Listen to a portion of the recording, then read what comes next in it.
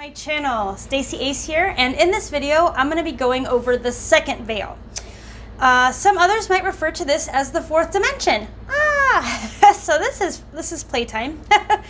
And in order to access the second or have access to the fourth dimension through removing the second veil, we have to keep that first veil off. So anyway, so keep the first veil off for a significant amount of time through abstaining from anything that's toxic or low vibrational. So now that we have access here to the fourth dimension, I'm going to be going over some of the levels of consciousness that we'll have access to. And so anyway, what we'll realize is that we are multidimensional beings, that our consciousness has the ability to explore other dimensions. So hence the fourth dimension. We're getting out of the third dimension consciousness and into the fourth dimension. So this is where we'll realize that we are in fact multidimensional beings. And so in this starts to eliminate fear. One of the things that I noticed personally is through meditation, when we really take the meditation process a little more seriously, we'll start to notice that we have consciousness outside of our physical body. So this is where the fear of death dissipates. It is a big achievement, it really is. So if you have achieved a deep meditation to the point where you've expanded your consciousness enough to get out of the physical body, that is definitely something to celebrate, because now we've expanded our consciousness enough to realize that we don't have to fear death. And then in that, this expands us to the point where now it's like, oh, so the way we look at things will be through a different lens, just in that realization.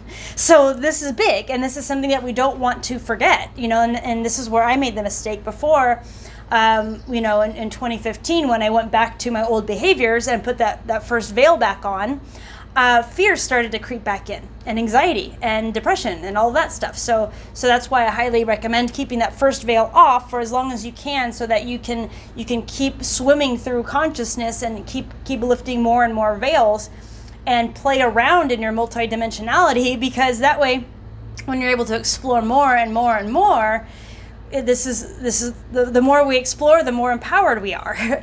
and we want to maintain that level of empowerment so that we don't spiral, or allow the third dimension to paralyze us in any way, or to slow us down from our desires and from what we really want in life. So the longer we can release fear, the more we can go swimming and realize that the world is our oyster, and it's as abundant as we allow it to be. So the first thing we'll realize by removing the second veil is our multidimensionality, that we are multidimensional beings, and that it's all up to us. It's all up to us.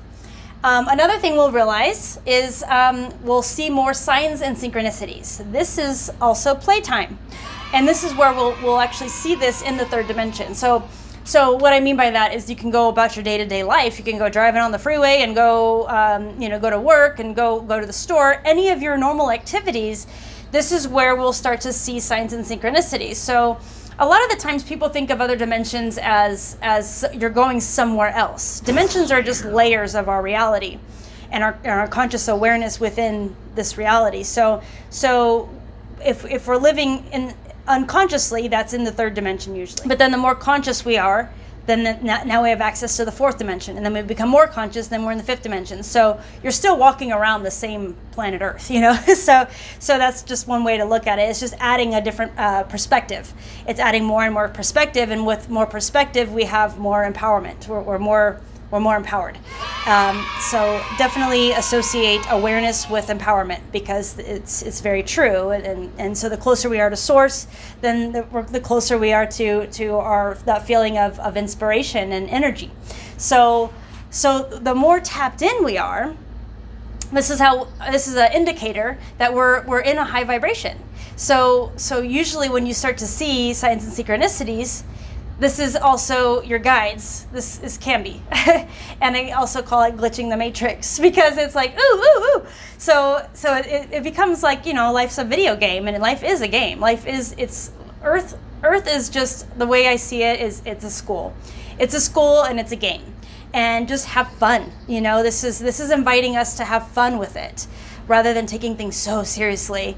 When we are accessing the fourth dimension, we're able to see, animal totem and look at animals as spirit animals, and seeing that as a sign. It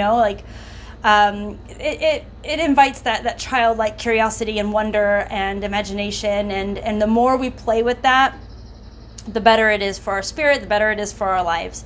So we'll see signs and synchronicities, numbers. My Fitbit goes off at certain times.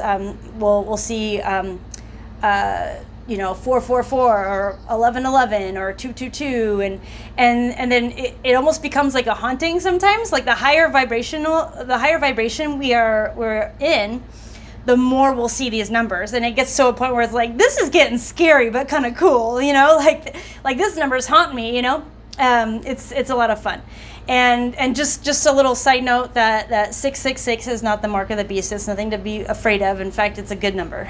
6 is inviting balance. And so anyway, this is a fun time to start studying numerology and see what the numbers mean, because they all hold meaning, they all hold value, and they all hold messages for us. And this is if you're more like analytical like I am, or if you're into math or anything like that, this is or if you're into puzzles, this is a fun time to decipher, because our guides and our higher self are always showing us different ways to look at our life. Like, for example, we might get a word or a number in a dream, and it might not seem that significant, but I encourage you to take note of it. And because later, a couple days down the line, or a couple weeks down the line, they'll give you your higher self will give you another piece of the puzzle. They're like encrypted messages. And so this is part of just having a higher level of awareness and expanded consciousness, is like, okay, life is a game, life is a puzzle. What else you got for me? And so this is where we look a little deeper into the significance of things. And this way, every day we wake up like, ooh, what's in store? What's in store for us today? And so signs and synchronicities are a lot of fun, and that's something we'll notice a lot when the second veil is lifted. Another thing we'll realize is that this is a co-creative dimension. So what I mean by that is, this is where we'll start to feel more like we do have a purpose here. We do have a mission in life, that we did decide to incarnate for a reason. And so, and this is tricky, but it's also fun. It's because the more we maintain our alignment, the more momentum will build, and the more we'll notice we're acting out of passion rather than motivation, or trying to find the energy to do something. Because usually if we're trying to find the energy to do something, we're doing it for someone else. We're not doing it for our higher self. And so when we notice that we're taking inspired action, this is co-creation. Inspired action always equates to living on purpose. So, and it could be a small task, and it could be something that's really big, volunteering, or, writing a book, or creating a podcast, or anything that just flows through you. Think of yourself as a vessel from Source. Source wants us to play. Source wants us to, the Source wants to learn from us, and it's co-creative. We're learning. If we do this, that it feels good, and it's unadulterated joy, and it feels like magic. And we notice that the more we do that, the more it starts to build, and then manifestations will start to happen, and we'll start to notice that all of our small actions, all of these choices we made, if we always go with the more wholesome and innocent and we're choice, and we're standing in integrity and operating through a balance of intuition and ego, and not just ego, when we're doing that, we realize that we're all in this together. This is a co-creative experience. And the more we are in alignment and embrace co-creation, the more magical life will be. So when we keep the second veil off, this is where we really play, and we start to live with purpose, and live live more freely and abundantly and in magic. And this is something we all, it takes a lot of self-discipline, and it takes, a lot of saying no to things, and a lot of, but let's just have fun with it, and have no judgment.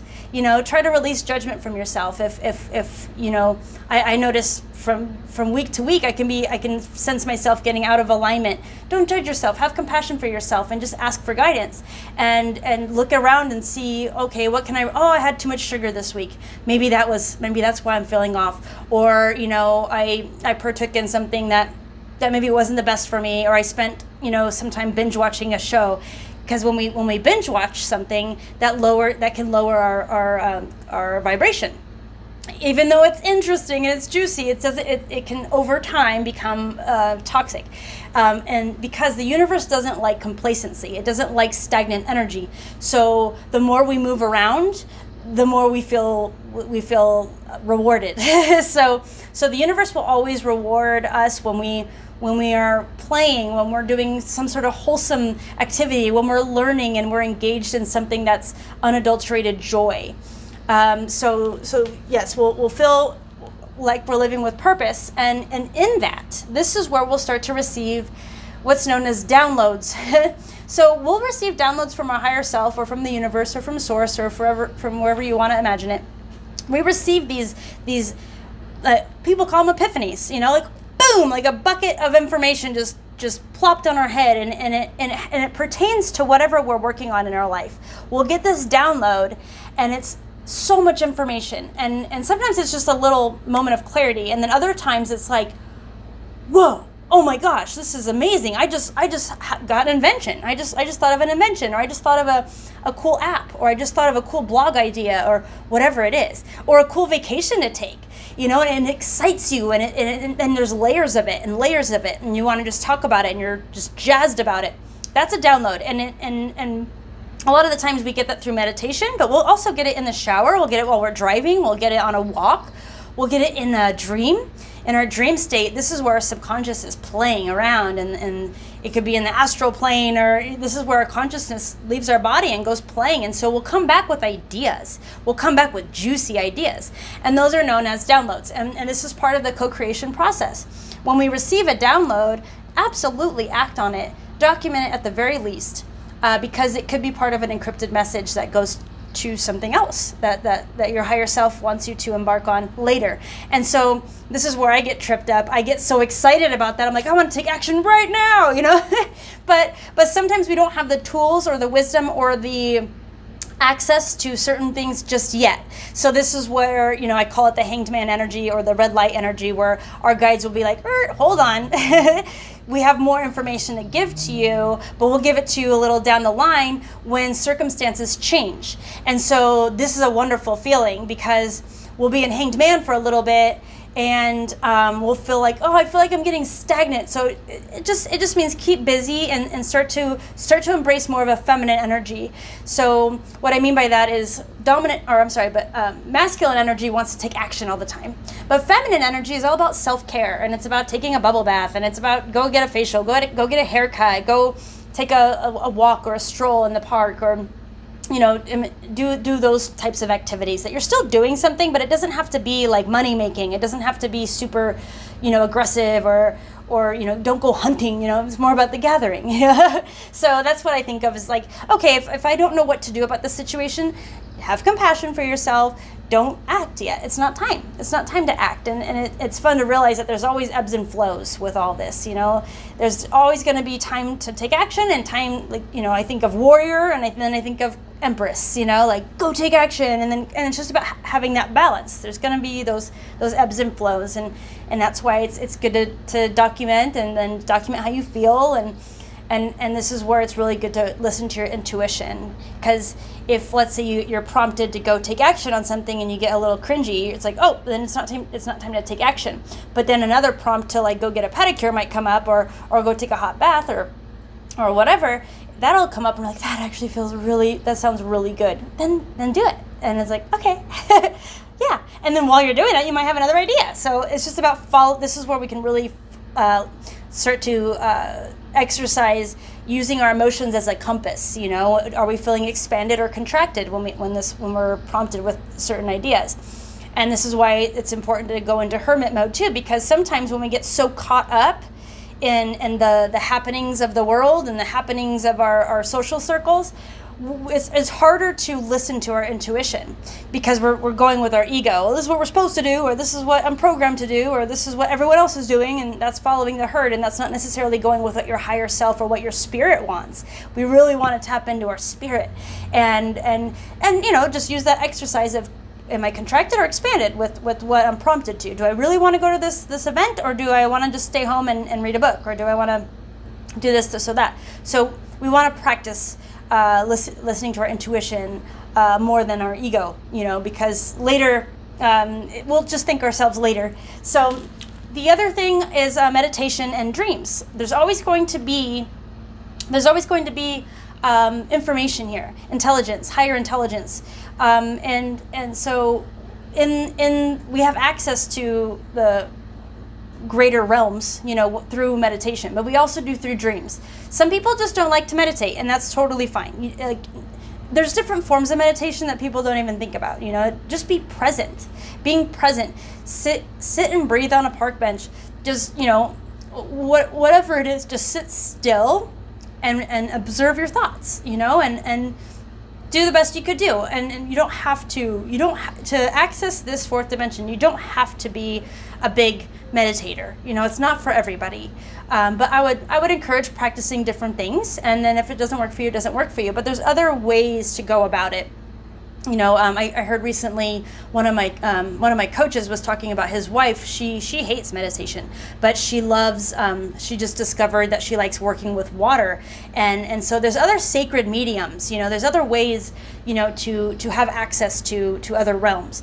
I also love tarot. You know, sometimes that's a way to exercise our intuitive muscle. You know, and just play with tarot cards. You know. That again isn't for everybody, but I love it. I love it because I feel the connection, and that's what it's all about. This veil is all about feeling connected to spirit, feeling connected to source, feeling connected to the universe, and that's the part that most people, over 90% of our planet, doesn't have.